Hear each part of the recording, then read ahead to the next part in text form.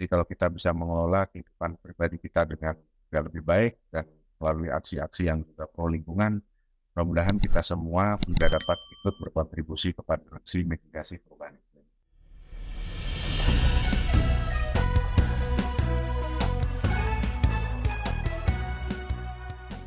Salam perspektif baru untuk sahabat pemirsa acara ini di media sosial YouTube dengan nama akun Perspektif Wimar TV.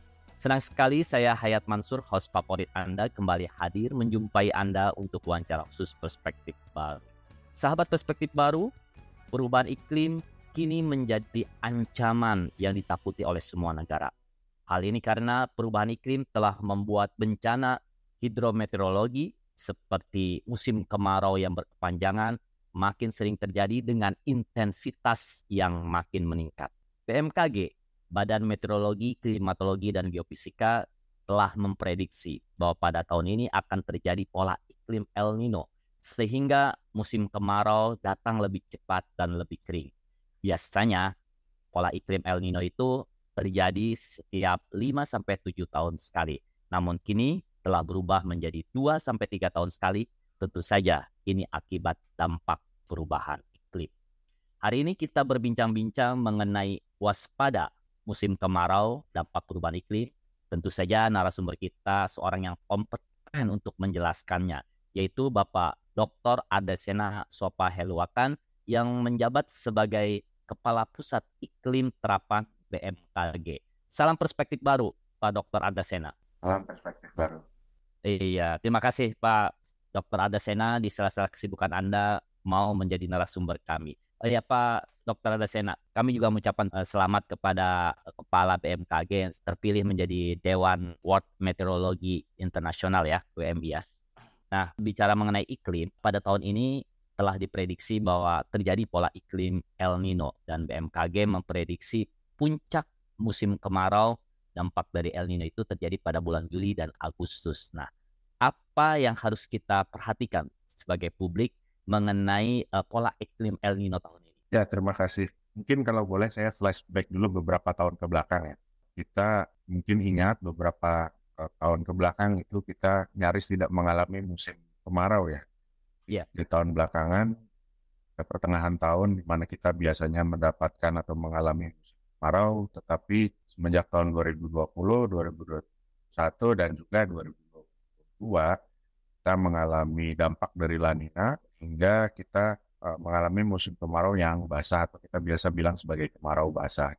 Nah, tahun 2023 kondisi tersebut telah berakhir dan kita sebenarnya secara gradual perlahan-lahan beralih kepada iklim yang normal, tetapi tahun ini spesialnya tadi juga disampaikan kita ada kemungkinan besar terjadi El Nino. Nah, yang harus diwaspadai tentunya kita harus mengingat kembali nih apa yang harus kita lakukan pada saat musim kemarau. Karena kita sudah 3 tahun berturut-turut gitu kan, mengalami surplus hujan, kita mungkin lupa keadaan kering itu seperti apa, nah sehingga recollection atau pengingat keadaan kemarau itu seperti apa harus kita bangun kembali. Musim kemarau tahun ini akan hadir dan kemudian kondisi kering pada saat musim kemarau yang besar akan ditambah dampaknya oleh efek dari El Nino yang juga mulai hadir. Nah, kewaspadaan tersebut tentunya perlu dibangun karena kita akan mengalami periode kemarau yang tambahkan dampaknya oleh El Nino tersebut dari mulai bulan Juni ini hingga kemungkinan sekitar awal Oktober, sehingga periode tersebut kan cukup panjang, Juni, Juli, Agustus, September, Oktober. Kita perlu meningkatkan kewaspadaan di berbagai macam sektor yang sistemik, ya, mulai dari sektor sumber daya air, sektor pangan, kehutanan untuk mengantisipasi dampak-dampak turunan dari kekeringan ini. Jadi kurang lebih garis besarnya seperti itu dulu. Ya, Pak Dr. Adesena. Nah, apa dampak-dampak dari musim kemarau yang lebih kering pada tahun ini dibandingkan tahun-tahun sebelumnya pada kehidupan sehari-hari masyarakat? Ya, tentunya ada masyarakat yang bergantung kepada sumber air yang langsung, misalkan dari sungai atau dari curah dari hujan yang langsung, itu perlu mewaspadai karena kita akan mengalami defisit hujan. Untuk masyarakat yang memiliki sumber air bersih langsung, misalkan melalui sistem jaringan pipa, barangkali di perkotaan hal tersebut tidak begitu terdampak. Tapi masyarakat yang bergantung langsung dari sumber air yang tersedia di alam itu akan terdampak langsung karena curah hujan berkurang, sehingga kemudian itu berangsur berakibat kepada pasokan air tanah kepada air sungai yang juga berkurang, sehingga barangkali akan menjadi challenging atau menantang buat masyarakat yang bergantung kepada sumber air yang langsung. Nah, itu adalah dampak seolah-olah yang cukup langsung dari kondisi kekeringan ini. Nah, dampak turunannya pun tidak kalah sedikit ya, cukup juga signifikan. Yang perlu diantisipasi adalah kepastian, misalkan kita menyesuaikan kepada pola tanam pertanian, misalkan itu juga perlu dilakukan, dan juga antisipasi kondisi kekeringan yang bisa mengarah kepada kebakaran hutan. Nah, apabila tentunya terjadi kebakaran hutan, masyarakat yang berada di sekitar lokasi rawan kebakaran hutan dan lahan tentunya perlu waspada pada musim-musim kering, musim kemarau nanti apabila terjadi kebakaran hutan. Itu biasanya di sekitar wilayah Riau, ke selatan hingga Sumatera bagian selatan, dan juga Kalimantan Tengah dan Kalimantan Selatan yang rawan mengalami kondisi kebakaran hutan dan lahan dan terjadi kekeringan. Jadi kurang lebih 3 aspek dominan tersebut yang perlu diwaspadai oleh masyarakat: air, pangan, dan juga dampak kepada kesehatan apabila terjadi kebakaran hutan. Nah, Pak Dr. Ardasena, apakah saat ini sudah terlihat adanya spot-spot titik kebakaran atau titik panas di beberapa lokasi mempunyai lahan gambut?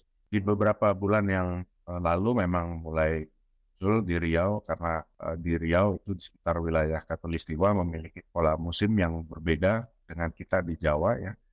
Di sekitar wilayah Katulistiwa seperti di Riau tersebut memiliki pola iklim atau pola musim dengan 2 musim kemarau dan 2 musim hujan, sehingga pada akhir Februari dan awal Maret yang lalu sudah muncul beberapa hotspot. Demikian masih bisa dikendalikan. Nah, untuk yang menjelang musim kemarau utama ini yang pertengahan tahun memang sudah muncul beberapa hotspot, namun jumlahnya belum banyak, dan mudah-mudahan hal tersebut bisa terus dimitigasi oleh kerjasama dan dari masyarakat dan juga instansi terkait di pemerintah pusat maupun dari pemerintah daerah yang merupakan tombak penanganan dari karhutla tersebut. Oke, Pak Dr. Ardasena, seperti kita ketahui ya, tahun ini diprediksi musim kemarau yang kering dan berpotensi terjadinya kebakaran lahan dan hutan. Dan kita tahu tadi informasi juga bahwa tahun ini akan terjadi defisit hujan ya dalam bulan ini dan sampai awal Oktober, dan curah hujan sedikit. Nah, dengan kondisi tersebut gimana sih kalau sampai terjadi kebakaran hutan, kondisi tersebut airnya juga berkurang dan kemungkinan ya bisa menjadi makin besar? Ya, mungkin perspektif tersebut kita bagi menjadi 2. Pertama adalah upaya pencegahan yang sudah coba kita lakukan semenjak beberapa bulan yang lalu, dan perspektif kedua adalah apabila itu nanti terjadi. Nah, yang pertama mungkin terlebih dahulu upaya pencegahan dini melalui peringatan dini informasi iklim yang diberikan oleh BMKG. Kita mencoba mendorong langkah-langkah pencegahan seperti saran untuk meningkatkan sumber daya air di tempat-tempat atau penampungan air seperti waduk, bendungan, dan lain sebagainya untuk menjaga pasokan airnya untuk digunakan pada musim kemarau. Lalu juga di wilayah-wilayah yang rawan kebakaran hutan dan lahan, kita kemudian juga menyarankan untuk dilakukan upaya meningkatkan tinggi muka air tanah di wilayah gambut supaya lahan gambut tersebut tetap basah melalui upaya yang natural maupun juga melalui upaya teknologi modifikasi cuaca. Jadi beberapa bulan yang lalu sudah dilakukan operasi modifikasi cuaca di beberapa wilayah untuk menaikkan atau meninggikan muka air di lahan-lahan gambut yang utamanya ada di sekitar wilayah Sumatera dan Kalimantan. Nah, itu adalah upaya pencegahan atau mitigasi sebelumnya.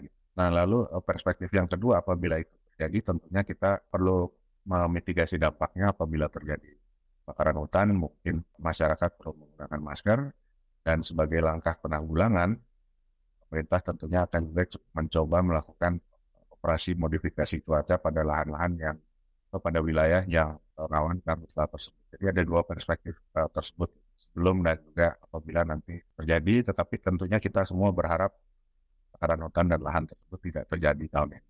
Amin.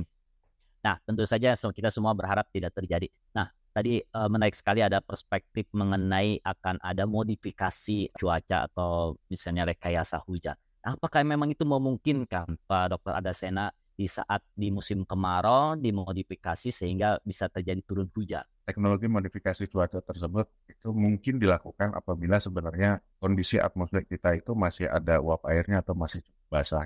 Pada kondisi yang sudah sangat kering sekali, barangkali pada saat puncak musim kemarau, hal tersebut barangkali agak sulit untuk dilakukan. Oleh karena itu, mindset kesiapsiagaannya kita bangun melalui dua perspektif yang tadi. Perspektif sebelum itu terjadi, kita coba meningkatkan stok atau penyimpanan jumlah air, juga mencoba meningkatkan tinggi air tanah di lahan-lahan gambut. Dan apabila terjadi nanti kita tetap coba melakukan TMC atau teknologi modifikasi cuaca di lokasi-lokasi di mana hal tersebut masih dimungkinkan. Jadi kalau masih ada awan gitu ya, walaupun musim kemarau itu bisa dilakukan TMC. Sebenarnya TMC itu adalah kita memicu supaya air hujannya itu jatuh lebih cepat. Tapi kalau kondisi atmosfernya kering sekali tanpa adanya uap air, ya hal tersebut barangkali agak sulit. Pak Dokter Adasena, mungkin juga ini publik bertanya-tanya daerah saya termasuk yang kemarau kering dan panjang atau bukan. Jadi tolong diinformasikan daerah mana saja yang akan berpotensi mengalami musim kemarau yang lebih kering dan panjang. Baik, jadi musim kemarau tersebut sebenarnya sudah mulai dari bulan Juni ini. Jadi kalau kita lihat barangkali satu persatu, ini dari mulai bulan Juni itu wilayah yang mulai terdampak kekeringan adalah di Sumatera bagian selatan ya. Jadi itu meliputi Lampung dan Provinsi Sumatera Selatan, Jawa, Bali, Nusa Tenggara Barat, Nusa Tenggara Timur, Kalimantan bagian selatan, dan sebagian kecil Sulawesi dan Papua. Lalu kemudian itu berpuncak di bulan Agustus hingga September, sehingga kondisi kekeringan tersebut meliputi sebagian besar Sumatera, Jawa, Bali, Nusa Tenggara Barat dan Timur, sebagian besar Kalimantan, sebagian besar Sulawesi, sebagian besar Maluku dan Maluku Utara, dan sebagian besar Papua. Nah, untuk wilayah-wilayah yang prediksikan oleh BMKG mengalami kekeringan yang paling signifikan, yaitu di sekitar Sumatera bagian selatan, Jawa, Bali, NTT, NTB, dan sebagian Sulawesi itu akan mengalami defisit curah hujan yang signifikan dari bulan Juli hingga September. Di kurang lebih daerah-daerah tersebut, para pendengar perspektif baru mungkin perlu untuk melakukan kesiapan mengantisipasi kondisi kekeringan. Pak Dokter Dasena, kalau musim kering atau musim kemarau itu biasanya kan yang paling senang itu ibu-ibu gitu kan. Oh, jemuran jadi lebih kering gitu kan, lebih cepat kering. Nah, sebenarnya apakah ada dampak positif dari musim kemarau ini? Sebenarnya selalu yang menariknya itu adalah iklim itu kan ibarat dua sisi mata uang gitu ya. Jadi di balik potensi negatif selalu juga ada potensi positifnya. Yang barangkali untuk kami ceritakan atau saya sampaikan adalah misalkan di sektor pertanian gitu. Ada beberapa komoditas itu yang justru lebih senang dengan kondisi yang kering seperti bakau, bawang-bawangan. Ketika itu ditanam dia kurang suka air.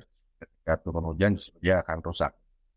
Ada komoditas-komoditas yang justru cocok ketika iklimnya itu kering, seperti juga barangkali beberapa jenis palawija atau juga kemudian ideal untuk ditanam ketika kemarau. Jadi antisipasi untuk penyesuaian pola tanam itu juga terus-menerus disebarluaskan oleh BMKG di seluruh Indonesia. Jadi itu adalah salah satu contoh dari dampak atau efek positif yang bisa kita petik dari musim kemarau.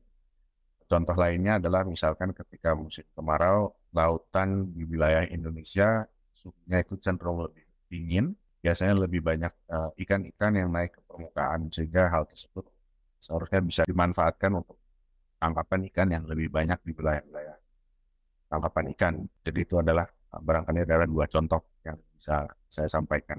Ya, musim kemarau mempunyai dampak negatif dan juga dampak positif. Nah, tapi yang jadi persoalan adalah pola iklimnya ini yang makin tidak menentu yang disebabkan oleh perubahan iklim. Nah, perubahan iklim ini tahun ini makin menjadi kenyataan. Di antaranya di beberapa belahan negara di Asia itu mengalami musim gelombang yang panas yang suhunya sangat tinggi. Nah, publik juga banyak bertanya ya, saya menangkap pertanyaan publik. mengapa wilayah Indonesia seperti Jakarta itu tidak mengalami gelombang panas seperti Bangkok maupun Vietnam yang sampai 45 derajat Celcius? Ya, alhamdulillah memang di wilayah Indonesia itu sistem iklimnya sedikit berbeda dengan wilayah tropis yang juga sebenarnya berdekatan dengan wilayah kita seperti di Asia Tenggara yang ada di utaranya kita seperti wilayah Indochina, Kamboja, Thailand dan sekitarnya yang kita cermati melalui media itu kan mengalami gelombang panas beberapa bulan terakhir yang mencapai lebih dari 40 derajat Celcius. Nah, kalau pendengar perspektif baru ini juga mencermati kan di wilayah Indonesia ini adalah wilayah kepulauan. Gitu.